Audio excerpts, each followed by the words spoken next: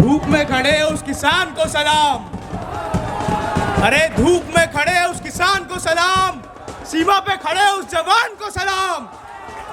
Left और right की binary से परे जो यहाँ आया है हर उस इंसान को सलाम। मेरा नाम सिद्धार्थ गौतम है और मैं जेएनयू के एक ऐसे स्कूल में पढ़ता हूँ जिसे जेएनयू के छात्र अभी भी जेएनयू का हिस्सा नहीं मानते। मैं Siddharth Gautam school of engineering BTech 3rd year का स्टूडेंट हूँ। मुझे इस कैंपस में आए 2 साल और 5 महीने हो चुके हैं। मुझे इस कैंपस में आए 2 साल और 5 महीने हो चुके हैं। इन 2 साल और 5 महीनों में मैंने बहुत कुछ सीखा, बहुत कुछ जाना दिक्कतों के बारे में। दिक्कतें हमारे सेंटर की, दिक्कतें इस यूनिवर्सिटी की, दिक्कतें इस देश की और दिक्कतें इस दुनिया की।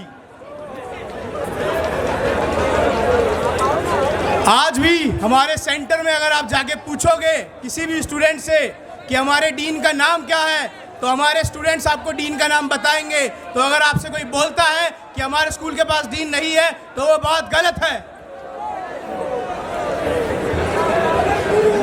लड़ाई कर रहे हैं,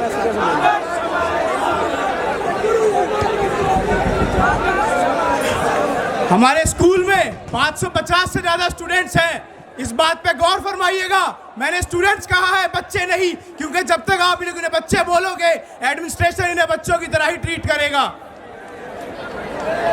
हमारे सेंटर के स्टूडेंट्स जो है, हमारे पास बिल्डिंग नहीं है, हमें एमसीएम नहीं मिलती। हमारे सेंटर में 550 से ज़्यादा स्टूडेंट्स के साथ खिलवाड़ हो रहा है। आज भी हमारे सेंटर में आप जाओगे और पूछोगे कि आपकी फीस कितनी है, तो आपको 5,500 से लेकर 68,000 तक के आंकड़े सामने आएंगे। 68,000 इतनी फीस में किसी भी एक स्टूडेंट की जो यहाँ बीए कर रहा है पूरी बीए की डिग्री निकल सकती है, जितना हमारे स्टूडेंट्स को एक सेमेस्टर में फीस भरनी पड़ती है। और अगर गजब की बात देखी जाए तो जेएनयू की जो प्रोग्रेसिव जनता है, जो सॉलिडेरिटी पॉलिटिक्स की बात करती है, इन लोगों के कान पे एक बार जू नहीं रहेंगी जब इन्हें पता लगा कि हमारे सेंटर की फीस 68,000 है। आपकी ये सॉलिडेरिटी पॉलिटिक्स फेक है। अगर आप अपने कैंपस के अंदर जो स्टूडेंट्स हैं उनके साथ सॉलिडेरिटी में खड़े नहीं रह सकते। मैं ये नहीं बोल रहा कि जिसकी फीस जितनी ज़्यादा उसे उतनी ज़्यादा फैसिलिटीज़ मिलनी चाहिए। मैं मानता हूं कि एजुकेशन और हेल्थ केयर सोसाइटी के दो ऐसे एस्पेक्ट्स हैं जो फ्री होने चाहिए, क्योंकि जिस समाज से मैं आता हूं उस समाज के लोग आज के टाइम में भी फैंसी एजुकेशन अफोर्ड नहीं कर सकते। लेकिन मैं ये बात बोलना चाहता हूं कि अगर आप जेएनयू की जनता जो है हमारे स्कूल को इसी तरीके से निगलेक्ट करती रहेगी, इसी स्कूल को एक वोट बैंक समझ के बस आएगी साल में एक बार अपना मुंह दिखा के, कि जैसे बारिश के मेंढक होते हैं कि जैसे ही बारिश हुई तुरंत बाहर आ गए, जैसे ही इलेक्शन आए तुरंत पहुंच गए नर्मदा डॉर्मेट्री, तुरंत पहुंच गए अलग अलग हॉस्टल, तुरंत पहुंच गए दामोदर हॉस्टल इंजीनियरिंग के वोट बटोरने। अरे पिछली बार 100 वोट मिले थे लेफ्ट को, जो सेंट्रल यूनियन स्टूडेंट यूनियन में रही।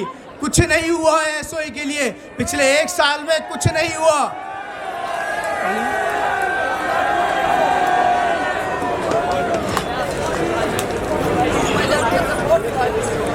जो भी जूनियर्स इस कैंपस में आते हैं, जो भी फर्स्ट ईयर में आते हैं, चाहे वो बैचलर्स इन आर्ट्स में आए या बैचलर्स इन टेक्नोलॉजी में आए, उन्हें आते ही इन डॉर्मेटरीज में छोड़ दिया जाता है सफ़र करने।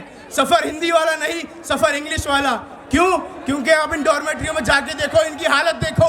दीवारों पे दीमक लगी हुई है, जगह जगह मच्छरों के छत्ते बने हुए हैं जहाँ पे मच्छर ही मच्छर पैदा होते हैं। गर्मियों में ये कमरे हैं, इन कमरों के अंदर टेम्परेचर इतना ज़्यादा होता है कि जो कोई बच्चा अगर बिना खाना पिए वहाँ सो जाए तो वो उठ ही ना पाए, बेहोश हो जाए।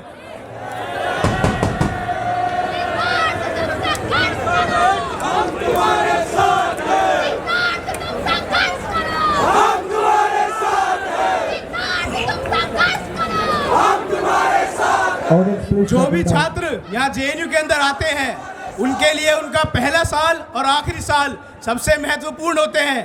First year, because the first year teaches us what we are going to learn throughout our degree, and the last year, final year, it teaches us what we have learned in this campus. But if students will keep suffering like this, how are they going to manifest the best of their time? Audience, please settle down.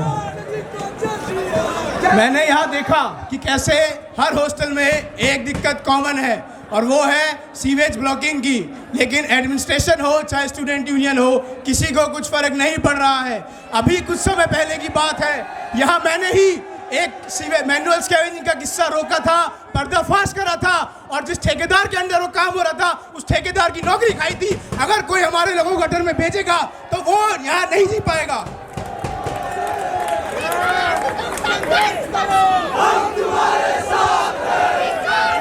पिछले 3 दिनों में हमारे इस देश के अंदर 5 लोगों की हत्या हुई है। हत्या, उन्हें सीवर में उतारा गया, वो उतर तो गए अंदर लेकिन बाहर नहीं आए। बाहर ना आने का रीजन, सीवर के अंदर इतनी खराब गैसेस होती है, उन्हें अधनंगा करके सिर्फ कच्चे के अंदर बोला जाता है कि सीवर में जाओ, उनको बाहर आने की कोई गारंटी नहीं होती। 2 हत्याएं गुजरात में, 2 हत्याएं राजस्थान में, 1 हत्या तेलंगाना में। जो 2 हत्याएं राजस्थान में हुई हैं उनमें एक 13 साल का बच्चा है। सोचो उस माँ के ऊपर क्या बीती होगी, उस बीवी के ऊपर क्या बीती होगी, जो ये सोची होगी कि सुबह मेरा पति और मेरा बेटा मेरे लिए रोटी लेने गए हैं लेकिन वो कभी वापस ही नहीं आएंगे। उनके बारे में सोचिए, चाहे लेफ्ट हो या राइट। इस कैंपस में ये चीज़ पिछले 13 सालों से हो रही थी, किसी को लेकिन कभी कोई फर्क नहीं पड़ा, क्योंकि ये लोग जो है जय भीम में लाल सलाम करते हैं, ये सिर्फ चोला पहन के बैठे हैं, ये उन आदर्शों पर नहीं चलते।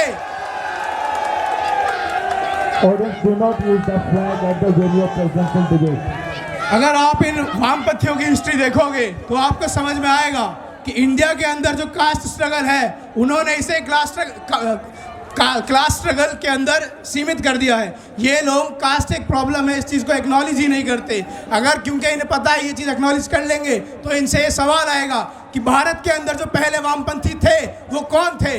वो वही थे जिनके पास खुद 100 एकड़ ज़मीन थी, जिन्हें पढ़ने का हक था, जो पढ़ पाए। जिनके पास खुद 100 एकड़ ज़मीन है वो हमारे लोगों से आते कहते हैं कि छोड़ दो अपनी कुटिया और हमारे साथ इस सरकार के खिलाफ संघर्ष करो, इसके बलिदान दो अपनी जान का। बात अगर की जाए इस कैंपस के और मुद्दों की, जितने मच्छर इस कैंपस में हैं उतने लोग पूरी दिल्ली में नहीं हैं। अभी भी यहाँ हम बैठे थे, हमें मच्छर काट रहे हैं, आपको मच्छर काट रहे हैं, लेकिन इसके काउंटर में कोई कुछ नहीं कर रहा है। पागल बनाने के लिए स्टूडेंट्स को ये लोग एक वाटर कैन लाते हैं और वाटर कैन से स्प्रे कर देते हैं। स्टूडेंट्स भी खुश, एडमिनिस्ट्रेशन भी खुश, और जिनके पैसे बच रहे हैं, जो दलाली कर रहे हैं, जो घूसखोरी कर रहे हैं, उनकी जेब भरी हुई है। जो एडमिन में दलाल बैठे हैं और जो यहाँ पे एसयू के अंदर एसयू को एक लॉन्च पैड समझ लिया है, जो लोग यहाँ छात्र राजनीति का स्तर गिरा चुके हैं, जो छात्र राजनीति छात्रों के मुद्दों के लिए नहीं अपना करियर बनाने के लिए कर रहे हैं, वो ये बात भूल जाते हैं कि जिन छात्रों ने आपको बनाया है वो छात्र आपको नीचे भी खींच सकते हैं। बात करी जाए इस कैंपस के अंदर स्पोर्ट्स और जिम फैसिलिटीज़ की, आप अभी स्टेडियम जाके देखिए उसकी क्या हालत है। आप किसी भी हॉस्टल के जिम में चले जाओ, आप यहाँ जो स्टेडियम के पास जिम है उसमें चले जाओ, उनकी हालत इतनी ख़राब हो रखी है। अगर कोई बाहर से इंसान आता है और देख के जाता है तो यही बोलेगा कि यहाँ कोई ऐसा इंसान नहीं है जिसे अपनी सेहत से प्यार हो। बात की जाए सेंट्रल लाइब्रेरी की, सेंट्रल लाइब्रेरी में जो सीट्स हैं, जो कुर्सियां हैं, वो घिस चुकी हैं। पता नहीं आखिरी बार नई कुर्सियां कब आई थी और आगे कब आएंगी। एक साइबर लाइब्रेरी है, उस साइबर लाइब्रेरी के अंदर साइबर के नाम पे बस एक इथरनेट कॉर्ड है जिसमें भी इंटरनेट आता है या नहीं आता किसी को नहीं पता।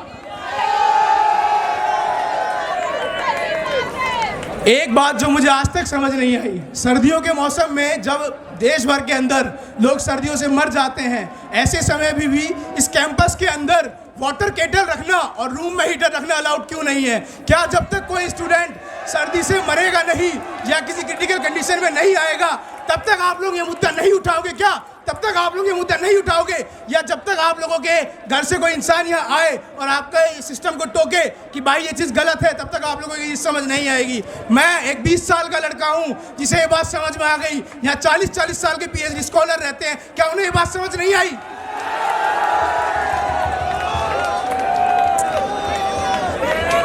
JNU के इतिहास में कभी किसी ने नहीं सोचा होगा कि स्कूल ऑफ इंजीनियरिंग एक ऐसा स्कूल जिसे सबसे ज़्यादा एपॉलिटिकल स्कूल कहा जाता है, ऐसे समय पे जब JNU की छात्र राजनीति और एक अम्बेडकराइट ऑर्गेनाइजेशन का अम्बेडकरिज्म खतरे में है, तब एक अम्बेडकर स्टूडेंट यहाँ आएगा और अपनी बात रखेगा और बोलेगा कि मैं ऐसे अलायंस को सपोर्ट नहीं करता जो अलायंस उस पार्टी के साथ हो जिस पार्टी के बिल्डिंग पिलर्स मेरे भाई बहनों के खून से सने हुए हो। मैं कभी भी ना इस अलायंस के साथ ना इस अलायंस के साथ, because only Ambedkarism, not leftism, not radical leftism can liberate us. The only thing that can liberate us is Ambedkarism, and it will always be Ambedkarism.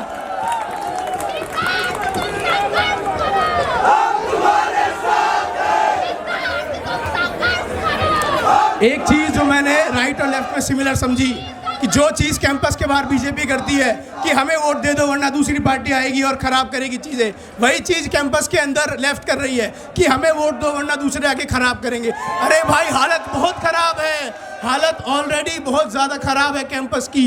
थोड़ा दीन दुनिया की बातों पे ध्यान आप दो, बहुत अच्छी बात है, हम भी देते हैं, लेकिन थोड़ा जो ज़मीनी संघर्ष है उसे भी समझो। स्टूडेंट यहाँ आते हैं पढ़ने के लिए, अगर उनकी ज़िंदगी इसी में जीत रही है कि मच्छर काट रहे हैं, पानी नहीं है, तो हम कैसे पढ़ेंगे, हम कैसे पढ़ेंगे।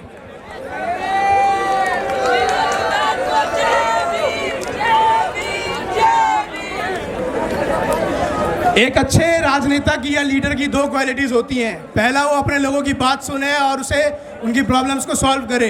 दूसरा, दीन दुनिया में क्या चल रहा है उसे जाने, अपने लोगों को समझाए कि वो किस तरीके से उन्हें अफेक्ट कर सकता है। वो लेफ्ट दूसरी चीज़ तो कर रही है और राइट भी दूसरी चीज़ कर रही है, लेकिन जो पहली चीज़ है कि अपने लोगों की बात सुनना और उनकी प्रॉब्लम सॉल्व करना, कोई नहीं कर रहा है। क्योंकि आज के समय पे जेएनयू एक ऐसी जगह हो गई है जहाँ लोग आते हैं, अपनी राजनीति चमकाते हैं और इसे लॉन्च पैड की तरह समझते हैं और यहाँ से लॉन्च होने के ख्वाब रखते हैं। अरे आप बंद कर दो। आप बोलते हो ना कि ये नहीं चाहते इलेक्शन, अगर इलेक्शन रुक जाए तो इनके ना पीएचडी में एडमिशन रुक जाएंगे। जो लोग यहाँ आते हैं कि काउंसलर बन जाऊँ और पीएचडी में एडमिशन हो जाएगा, एसयू में बन जाऊँ और मैं एडमिनिस्ट्रेशन में आ जाऊँगा, ऐसा कोई नहीं है कि इलेक्शन कोई रोकना चाहता है। इलेक्शन से फ़ायदा सारे स्टूडेंट्स को। जय भीम, जय भारत, इनकलाब जिंदाबाद, long live revolution, student unity, long live.